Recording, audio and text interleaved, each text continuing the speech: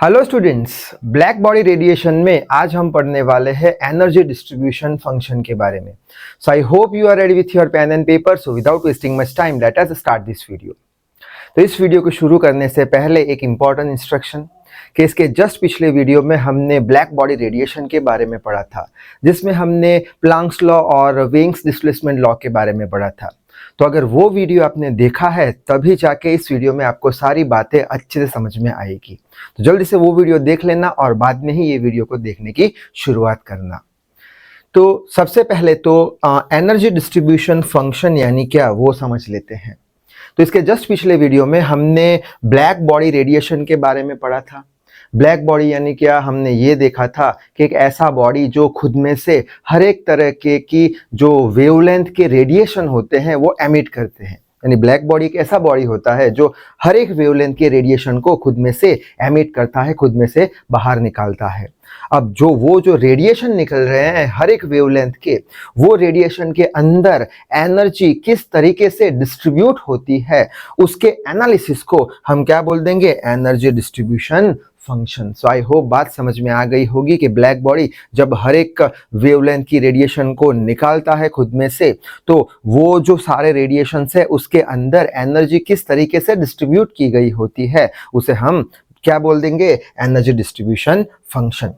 अब ये जो रेडिएशंस है उसमें एनर्जी किस तरीके से डिस्ट्रीब्यूट होती है उसका एनालिसिस, उसका इन्वेस्टिगेशन दो साइंटिस्ट ने किया था। एक का नाम था ल्यूमर और दूसरा का नाम था प्रिलिम।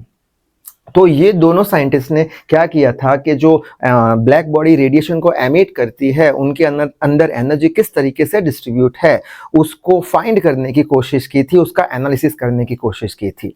उसके लिए उन्होंने कुछ ऐसा एक एक्सपेरिमेंटल सेटअप तैयार किया था जिससे करके उन्होंने कुछ रीडिंग्स लिए थे। वो रीडिंग्स पे से उन्होंने कुछ ग्राफ बनाए थे, वो ग्राफ पे से उन्होंने कुछ रिजल्ट्स दिए थे और वो रिजल्ट पे से हमें पता लगा कि इस तरीके से एनर्जी डिस्ट्रीब्यूट होती है ब्लैक बॉडी के रेडिएशन जब निकलते हैं तब वो रेडिएशन के अंदर। तो सबसे पहले तो एक्सपेरिमेंटल सेटअप देख लेते हैं। अब कैसे लिखना है एक्सपेरिमेंटल सेटअप का वो इसकी नेक्स्ट स्लाइड में हम देख लेंगे, उसी तरीके से हमें एग्जाम में भी लिख के आना है। तो सबसे पहले तो उन्होंने क्या किया, यहाँ पे कहाँ पे एक ब्लैक बॉडी ले ली। ब्लैक बॉडी में से रेडिएशन निकलते हैं, हर एक तरीके की वेवलेंथ के रेडिएशन निकालते हैं वो। ये जो ब्लैक बॉडी है उनको उन्होंने स्लिट S1 के पीछे रख दिया। स्लिट यानी एक होल। बाद में ये जो रेडिएशन है वो एक होल में से पास होते हुए ये हमारा रिफ्लेक्टर M1 पे इंसिडेंट हुए, यानी कि यहाँ से रेडिएशन आए, ये जो हमारा रिफ्लेक्टर है M1 पे इंसिडेंट हुए। अब ये रिफ्लेक्टर M1 का क्या काम है, ये रिफ्लेक्टर जो है जो भी रेडिएशन आएंगे उनको पैरेलल कर देगा। यहाँ से ऐसे रेडिएशन आए उनको क्या कर दिया, पैरेलल बना दिया। बाद में ये रेडिएशन जो इंसिडेंट रेडिएशन थे वो किस में चले गए, प्रिज्म में चले गए। प्रिज्म रखा गया था ABC, नाम हम दे देंगे। अच्छा, बाद में प्रिज्म के अंदर क्या होगा, ये जो रेडिएशन है उनका कुछ डिफ्रैक्शन होगा, कुछ बैंड वगैरह होगा।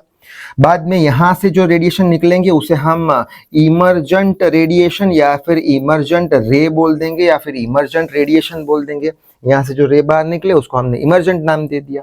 अब ये जो इमर्जेंट रेडिएशन है वो एक और रिफ्लेक्टर M2 पे इंसिडेंट होंगे और बाद में रिफ्लेक्ट होके स्लिट S2 में से पास होते हुए बोलोमीटर में जाएंगे। बोलोमीटर को स्लिट S2 के पीछे रखा गया था। बोलोमीटर क्या करेगा, बोलोमीटर जो रेडिएशन आ रहे हैं वो रेडिएशन का पावर मेजर करेगा और ये बोलोमीटर को एक गैल्वेनोमीटर के साथ कनेक्ट कर दिया गया। बस इतना ही सेटअप है।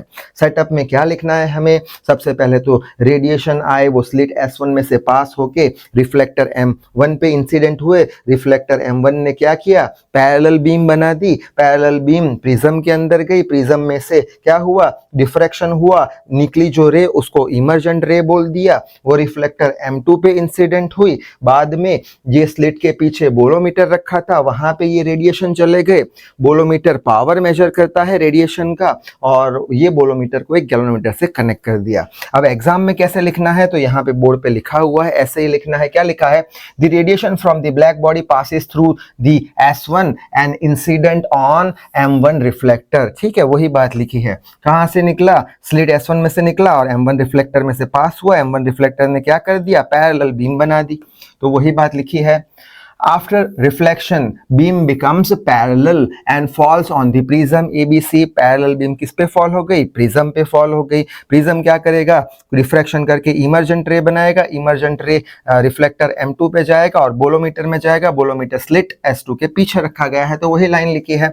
The emergent light is focused by the reflector M2 and incident on bolometer placed behind slit S2। Bolometer में चला गया और बोलोमीटर किससे कनेक्ट किया गया है? Bolometer is connected to a sensitive galvanometer. एक गैल्वेनोमीटर से कनेक्ट किया गया है। गैल्वेनोमीटर शायद से आपने देखा होगा 12th में, ऐसे करके कुछ मार्किंग्स होते हैं। यहाँ पे 0 होता है, यहाँ पे 20, यहाँ पे 30, ऐसा कुछ होता है और एक नीडल होती है जो डिफ्लेक्ट करती रहती है एज पर करंट।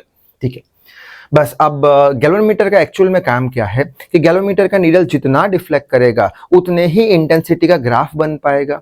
यानी गैल्वेनोमीटर का जो डिफ्लेक्शन है वो डायरेक्टली प्रोपोर्शनल टू क्या होगा? ग्राफ के इंटेंसिटी के। तो वही ये बात यहाँ पे लिखी है कि different parts of radiation spectrum falls on the bolometer. Bolometer के ऊपर जो रेडिएशन है अलग अलग पार्ट के वो फॉल करेंगे और उसके कॉरस्पॉन्ड में गैल्वेनोमीटर डिफ्लेक्ट करेगा। ठीक है, अगर हाई इंटेंसिटी का रेडिएशन आया तो ज्यादा डिफ्लेक्ट करेगा, लो इंटेंसिटी का रेडिएशन आया तो कम डिफ्लेक्ट करेगा।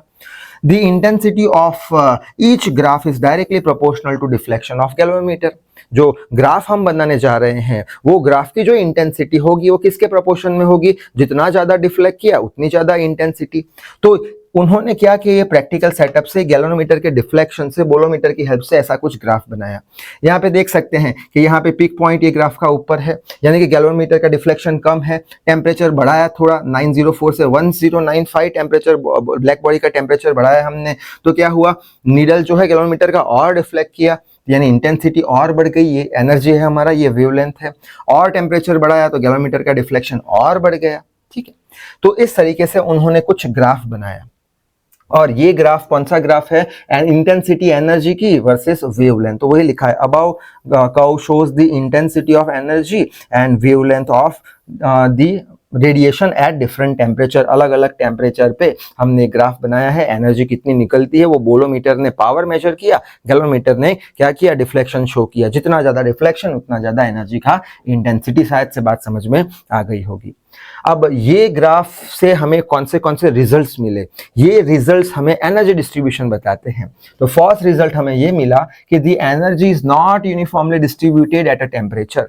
एनर्जी जो है वो कोई एक टेम्परेचर पे यूनिफॉर्मली डिस्ट्रीब्यूटेड नहीं है। जैसे कि अगर हम ये टेम्परेचर की बात करें, 904 केल्विन टेम्परेचर की बात करें, तो ये टेम्परेचर पे एनर्जी ये पॉइंट पे मैक्सिमम है और ये पॉइंट पे मिनिमम है, ये पॉइंट पे भी मिनिमम है। यानी कोई एक पर्टिकुलर टेम्परेचर पे एनर्जी डिस्ट्रीब्यूशन जो है वो कैसा है? वो यूनिफॉर्म है नहीं। वो कैसा है? वो नॉन यूनिफॉर्म है, नॉट यूनिफॉर्मली एनर्जी डिस्ट्रीब्यूटेड। एक बात हमें मालूम चल गई।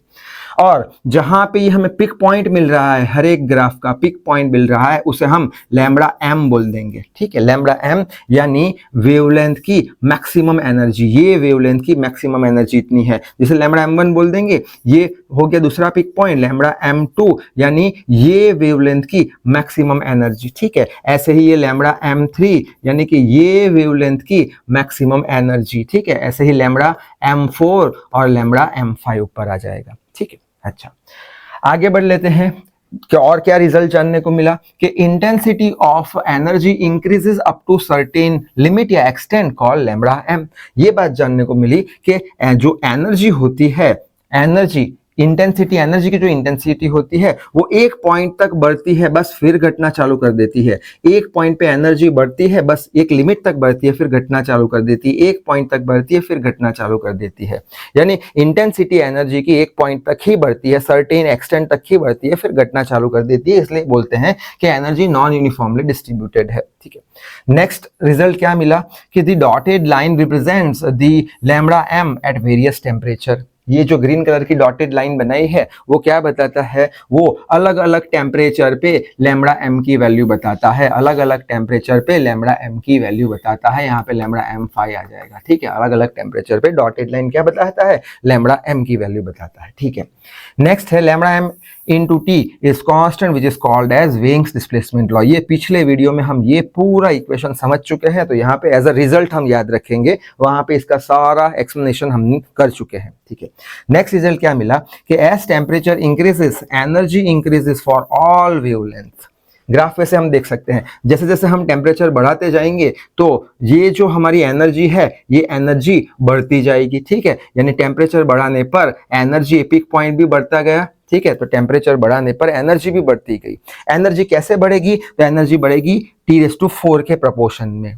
T⁴ के प्रोपोर्शन में ये जो ये इस डायरेक्टली प्रोपोर्शनल टू T⁴ है, यानी कि क्या बोलना चाहता है, जैसे जैसे टेम्परेचर बढ़ाओगे एनर्जी भी बढ़ेगी, जैसे जैसे टेम्परेचर बढ़ाओगे तो एनर्जी भी बढ़ती जाएगी। यहाँ देख सकते हैं हम एनर्जी भी बढ़ती जाएगी, और ये लॉ को स्टीफन्स बोल्ट्जमान लॉ बोलते हैं। बस तो इतने रिजल्ट हमें जानने को मिले, तो यहाँ तक लिख के आने पर हमें एग्जाम में फुल मार्क्स मिल जाएंगे। तो इस वीडियो में बस इतना ही। Till then read hard, work hard. Thank you very much.